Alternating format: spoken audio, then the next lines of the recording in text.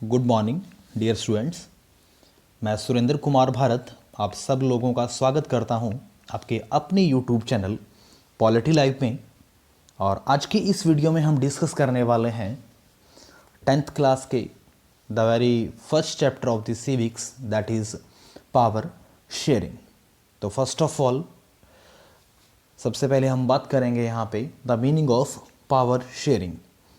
Power means शक्ति, और in the reference of the government it is known as authority और power. Sharing means division.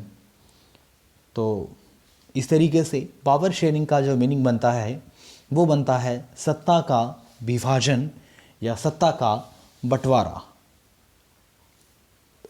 अगर बात की जाए इस चैप्टर के अकॉर्डिंग या according to this chapter, we will discuss why an intelligent sharing of power among legislative, executive and judiciary is essential in a democratic nation. It means कि why power sharing is important, why power sharing is need in a democratic country. It means कि democratic देश के अंदर जो power sharing है उसकी ज़रूरत क्यों है।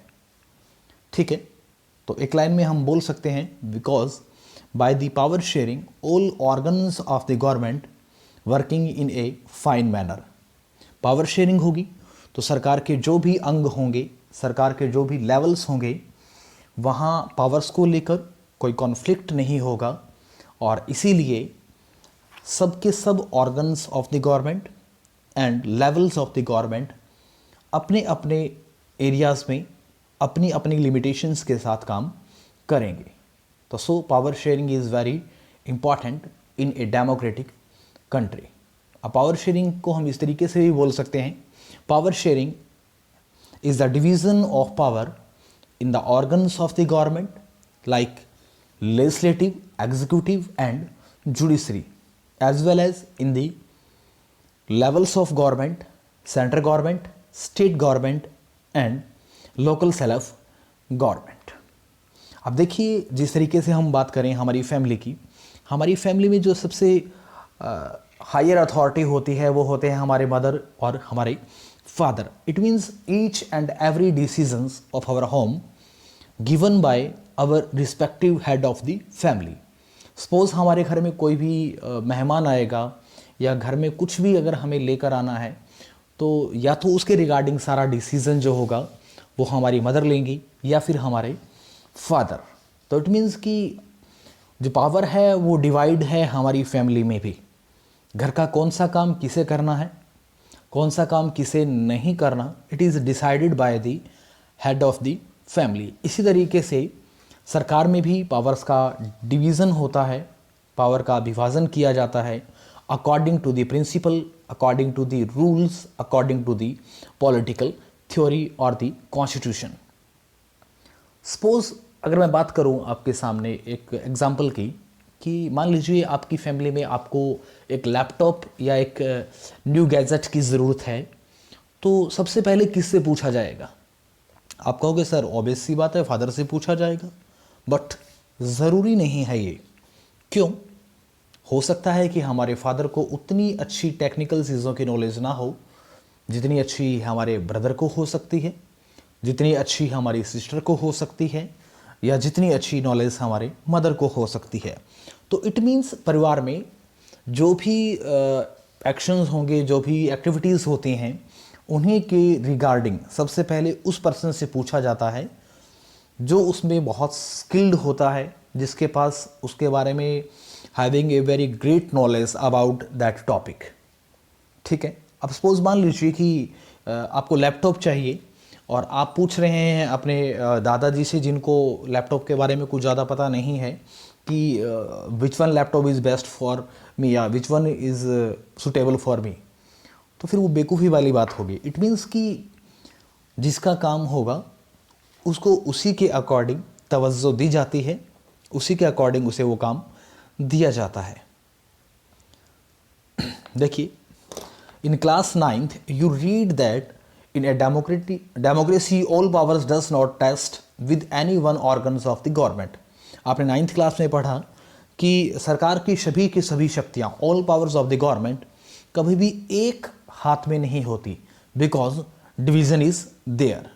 बिकॉज पावर है वो डिस्ट्रीब्यूट होती है, पावर का डिवीज़न किया जाता है गवर्नमेंट के ऑर्गन्स के बीच। An intelligence sharing of power among, यहाँ एस है वो बाई मिस्टेक रह गया, तो इसके लिए सॉरी। तो इट मीन्स कि an intelligent sharing of power among legislature, executive and judiciary is known as power sharing. बहुत बुद्धिमता से, बहुत अच्छे से, बहुत रूल टू रूल जब पावर को डिवाइड किया जाता है, पावर का डिवीज़न किया जाता है लेजिस्लेचर, एग्जीक्यूटिव और जुडिशरी के मध्य, तो उसे फिर इंटेलिजेंट शेयरिंग ऑफ पावर भी कहा जाता है।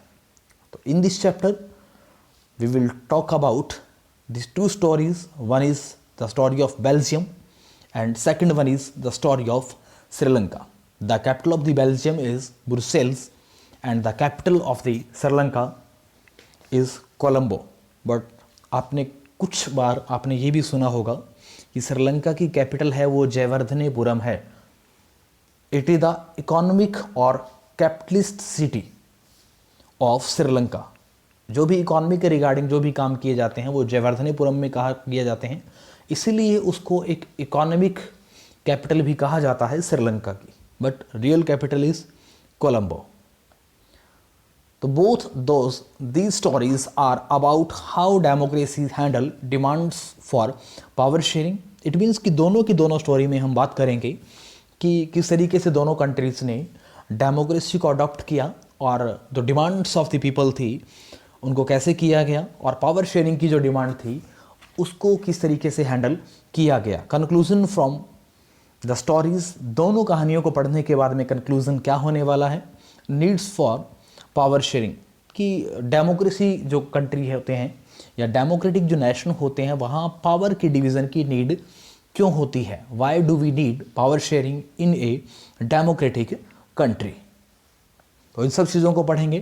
First of all we move towards the Belgium, the story of Belgium, इसको पढ़ने वाले हैं। Belgium is a small country in Europe. सबसे पहले हमें ये पता होना चाहिए कि बेल्जियम किस कॉन्टिनेंट में है। तो Belgium is A European country and smaller than Haryana in area. अगर बेल्जियम को देखें तो बहुत छोटा सा देश है और हरियाणा से भी छोटा है। इट मीन्स कि इतना छोटा है कि अगर हरियाणा को अगर हम डिवाइड करें तो 2 हरियाणा बन सकते हैं या 2 बेल्जियम बन सकते हैं हरियाणा को डिवाइड करके। Belgium has population little over 1 crore. If we observe the population of Belgium, it is not maximum, बहुत ज़्यादा नहीं है, ठीक है। इट मीन्स कि बेल्जियम की जो पॉपुलेशन है वो 1 करोड़ के आसपास है, about half population of the Haryana, यानी हरियाणा की जो पॉपुलेशन है उसकी लगभग हाफ है ये, ठीक है।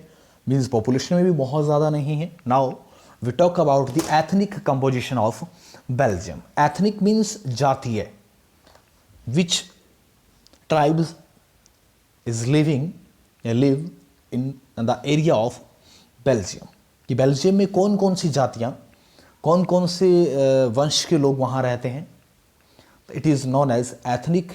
और जब हम कंप्लीट इसकी सब जातियों के बारे में रीड करेंगे तो it is known as the composition of ethnic या एथनिक कंपोजिशन।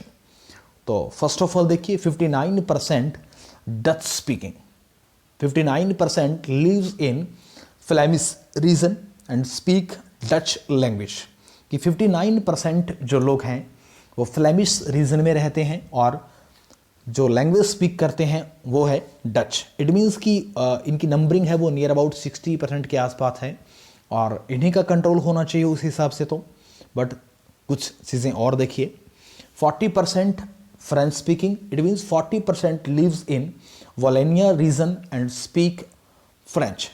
बाकी के जो 40% लोग हैं वो वोलेनिया रीजन में रहते हैं और फ्रेंच भाषा है उसे बोलते हैं।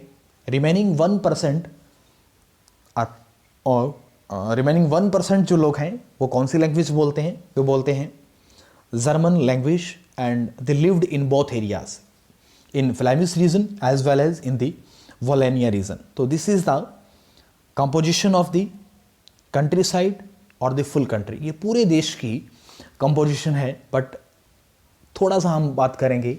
Now we turn to the capital of Belgium, that is Brussels. अगर यहाँ की बात की जाए तो यहाँ की जो एथनिक कंपोजिशन है वो टोटली डिफरेंट है from the country side. It means in Brussels 80% French speakings are there and 20% Dutch speakings are there. बिल्कुल उल्टा है इसके कंट्री साइड के. मीन्स अगर हम बात करें, पहले हमने देखा कि 59% जो लोग हैं वो फ्लैमिश रीजन में रहते हैं और डच लैंग्वेज बोलते हैं. बट कैपिटल के अंदर देखिए जो डच स्पीकिंग है वो है 20%. इट मीन्स बिल्कुल कंट्री साइड के उल्टा है. ठीक है. और जो लोग कंट्री साइड में 40% है यानी फ्रेंच स्पीकिंग, वो कैपिटल में है 80%. इट मीन्स बहुत बार एग्जाम में पूछा जाता है कि what is the ethnic composition of Belgium. तो it is very important for the 3 और 4 मार्क्स क्वेश्चन. अब देखिए 80% फ्रेंच स्पीकिंग लोग हैं और 20% डच स्पीकिंग लोग हैं in the area of capital. It means French speaking peoples are dominated in the region of the Brussels and 20% Dutch speaking behave as a minority in the capital. But बिल्कुल उल्टा है ये. कहाँ? Country side में. ठीक है. So the community fought with each other for their rights. Capital में भी और as well as in the country side. दोनों के बीच 1950 टू 1960s फॉर 1 डिकेड्स दोनों के बीच कॉन्फ्लिक्ट चलता है उनके राइट्स को लेकर. दोनों के बीच विवाद रहता है अपने अधिकारों को लेकर. दोनों के बीच विवाद रहता है अपनी एजुकेशन को लेकर. दोनों के बीच प्रॉब्लम्स रहती है अपने कल्चर को लेकर. इट मीन्स लगभग 10 सालों तक दोनों के बीच प्रॉब्लम्स रहती है. और due to this problem, due to this conflict, due to this civil war of Belgium, a number of peoples lost their life. हज़ारों लोगों की जानें जाती है. But ultimately leaders of the Flemish, leaders of the Dutch speaking people इकट्ठे होते हैं. उन्हें लगता है कि ये लड़ाई झगड़ा कब तक चलता रहेगा, कहीं ना कहीं हमें इसे ख़त्म करना होगा. So they sit together and discuss the all problems. और दोनों बैठकर एक सांझे एक कलेक्टिव डिसीजन पे पहुंचते हैं. And decision is we need to respect every community and every language. कि हमें हर एक कम्युनिटी की, हर एक लैंग्वेज की रिस्पेक्ट करनी होगी. तब जाकर ये जो कॉन्फ्लिक्ट है लोगों के बीच ये ख़त्म हो पाएगा. सो दे डिसाइड कि हमें कुछ करना होगा. तो इसके लिए वो चेंज करते हैं in their constitution. Between 1970 and 1993 they amended their constitutions 4 times. अब देखिए 1970 से लेकर 1993 तक वो अपने संविधान में 4 टाइम चेंज करते हैं. इट मीन्स 4 बार संविधान में बदलाव किया जाता है, अमेंडमेंट किया जाता है, अल्टर किया जाता है, संशोधन किया जाता है. सो एज टू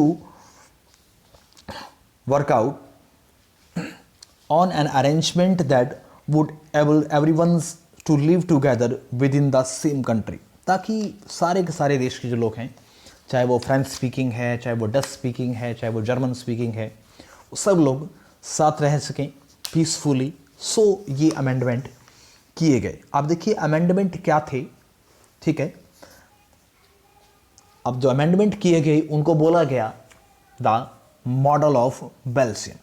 अब जो बेल्जियम का मॉडल था उसमें क्या क्या बातें थी उन्हें हम देखेंगे. First one is number of Dutch and French speaking minister shall be equal in the central government. Thus no single community can make decisions unilaterally. It means कि जो सेंट्रल गवर्नमेंट बनेगी उसके अंदर डच स्पीकिंग और French speaking जो ministers हैं वो equal होंगे. यानी टोटल 100 अगर मान के चलें तो 50 होंगे डच स्पीकिंग और 50 होंगे फ्रेंच स्पीकिंग. ताकि सेंट्रल गवर्नमेंट का कोई भी डिसीजन कोई भी एक कम्युनिटी ना ले सके. इट मीन्स कि दोनों ही कम्युनिटी मिलकर डिसीजन लेंगी ताकि दोनों के लिए जो भी डिसीजन लिया जाए, जो भी रूल बनाया जाए, वो ईजी हो उनको फॉलो करना। Second one is many powers of the center government were given to the state government. State governments are not subordinate to the central government. Second जो amendment किया गया that is in the favor of the state, कि central government की बहुत सारी शक्तियां लेकर state government को दे दी गई, ताकि स्टेट गवर्नमेंट को ये ना लगे कि हर बार उन्हें सेंट्रल गवर्नमेंट की दया दृष्टि पे हर बात के लिए उन्हें सेंट्रल गवर्नमेंट से परमिशन लेनी पड़ती है, ऐसा उन्हें नहीं लगना चाहिए। सो कहीं ना कहीं जो बैलेंस जो था पावर को लेकर, सेंटर और स्टेट को लेकर, उसे बैलेंस करने की कोशिश की गई। और इस बैलेंस में क्या किया गया, सेंट्रल गवर्नमेंट की पावर्स, कुछ पावर्स लेकर किसको दी गई, स्टेट गवर्नमेंट को दी गई। यहाँ एक मैंने तराजू जो दिखाया है उसको ऊपर जो पिन है वो देखिएगा, वो स्टेट की तरफ आपको झुकी हुई नज़र आएगी। इट मीन्स कि स्टेट को ज़्यादा पावर देने की कोशिश की गई कि कहीं ना कहीं दोनों के बीच जो क्लैश है उसे ख़त्म किया जाए, दोनों के बीच जो कॉन्फ्लिक्ट हैं उसे ख़त्म करके और दोनों के बीच बैलेंस है उसे मेंटेन किया जाए। Brussels has a separate government in which both the communities has equal representation. It means कि ब्रुसेल्स हैं उसके लिए एक अलग गवर्नमेंट की ज़रूरत महसूस की गई, एक अलग गवर्नमेंट बनाई गई for the capital of Brussels. और उसमें बोला गया कि दोनों की दोनों जो कम्युनिटी है, French speaking as well as the Dutch speaking, दोनों का जो रेशो होगा वो इक्वल होगा। इट मीन्स कि 50 मंत्री Dutch speaking and 50 French speaking, अगर 100 संख्या होती है टोटल, तो it means both are having equal power in the capital area as well as in the country areas. अब ब्रुसेल्स की अगर हमने बात की तो देखिए, आपको रिमाइंड करने वाली बात है कि 80% फ्रेंच स्पीकिंग थे और 20% डच स्पीकिंग थे, बट कंट्री साइड में 59% डच स्पीकिंग थे, 40% फ्रेंच स्पीकिंग थे और 1% जर्मन था। तो उन्होंने कहा कि जब हम अपने अधिकारों का हम अपने अधिकार आप लोगों को दे रहे हैं तो आपको भी तो कुछ सेक्रीफाइस करना पड़ेगा। It means both side, from the side of the French speaking area, from the side of the Dutch speaking, both side से sacrifice किया गया अपने rights को लेकर, सो देश के अंदर सब लोग equally peaceful manners में रह सकें। The French speaking people accepted equal representations in Brussels because the Dutch speaking community accepted equal representation in the central government. It means कि दोनों ही कम्युनिटी ने इस चीज़ को बड़े अच्छे तरीके से अडॉप्ट कर लिया कि दोनों की दोनों, चाहे कंट्री साइड है चाहे वो कैपिटल है, दोनों में हम इक्वालिटी की बात करते हैं, दोनों में हम इक्वल पावर शेयरिंग की बात करते हैं, ताकि दोनों कम्युनिटीज़ दोनों एरियाज़ में खुश रह सकें और अपने राइट्स हैं उन्हें बियर कर सकें। इसके बाद भी कुछ चीज़ें और हुई। Apart from the centre and the state government there is third kind of government. अब देखिए, सेंटर और स्टेट के लिए भी एक तीसरे तरीके की जो सरकार थी उसे डिज़ाइन किया गया, that is known as community government. This government is elected by the people belonging to one's language community. It means कि कम्युनिटी गवर्नमेंट है वो एक खास तरीके की गवर्नमेंट होगी जिसे हर कम्युनिटी चुनेगी। इट मीन्स डच स्पीकिंग है वो अपने लोगों को चुनेंगे, फ्रेंच स्पीकिंग है वो अपने लोगों को चुनेंगे, एंड जर्मन स्पीकिंग है वो अपने लोगों को चुनेंगे। Speaking no matter where they live, कि ये कोई मैटर नहीं करता कि कौन व्यक्ति कहाँ रहता है, मैटर ये करता है कि डच स्पीकिंग है वो अपने लीडर्स को चुनेंगे, फ्रेंच स्पीकिंग है वो अपने लीडर्स को चुनेंगे, एंड जर्मन है वो अपने लीडर्स को चुनेंगे। और जो कम्युनिटी गवर्नमेंट होगी ये काम करेगी for the welfare of the people in the matters of या in the affairs of religion, in the affairs of culture, in the affairs of language. This government has the power regarding culture, educational and language related issues. It means कि ये सरकार होगी वो संस्कृति को लेकर, education को लेकर और भाषाओं को लेकर काम करेगी। कौन सी? Community government. तो ये सारे चेंजेस किए गए, फॉर टाइम अमेंडमेंट किए गए। अब सपोज बात करें कि मान लीजिए कि कोई भी कॉन्फ्लिक्ट होता है तो कॉन्फ्लिक्ट जो होता है उसके लिए generally at the local level gram panchayat की मीटिंग बुलाई जाती है, and in the gram panchayat the affair is discussed between the peoples among in the people, and then उस डिसीजन को एक तरीके से मेजोरिटी के अकॉर्डिंग उसका डिसीजन लिया जाता है, उस पर बातचीत की जाती है, उसका रिजल्ट निकाला जाता है। इट मीन्स कि पंचायत का जो मामला है वो कोर्ट तक ना पहुँचे, कचहरी तक ना पहुँचे, कोई एफआईआर ना हो। सेम इसी तरीके से कोशिश की गई बेल्जियम में कि एनी टाइप ऑफ कॉन्फ्लिक्ट जो भी अराइज होगा उसे सुलझा लिया जाएगा with in the boundary of Belgium. उसे कोई दूसरा देश है वो उसमें इंटरफेयर ना करे, या उसे अपना मामला है वो इंटरनेशनल जो कोर्ट है that is situated in Netherlands वहाँ तक ना जाना पड़े। सो उन्होंने अपने संविधान में जब जब ज़रूरत हुई तब तब उन्होंने चेंज किया। Belgium model is complicated but it is successful so for, and it helped to avoid civic strife between the two major communities. Belgium के मॉडल की बात करें, it is very complex. It is not easy to understand for a common person because अगर हम इसके समझने की कोशिश करें तो बहुत मुश्किल होगा किसी भी एक कॉमन पर्सन के लिए, ठीक है। बट ये बहुत सक्सेसफुल रहा, और इसी सक्सेसफुल के रीज़न भी जो French and Dutch speaking communities के बीच जो प्रॉब्लम्स थी उसको दूर किया गया बाय द बेल्जियम मॉडल। तो आज की वीडियो में इतना ही। अगर आप लोगों को वीडियो अच्छी लगी, समझ में आई, तो लाइक करना, शेयर करना और सब्सक्राइब करना ना भूलें। जय हिंद, जय भारत।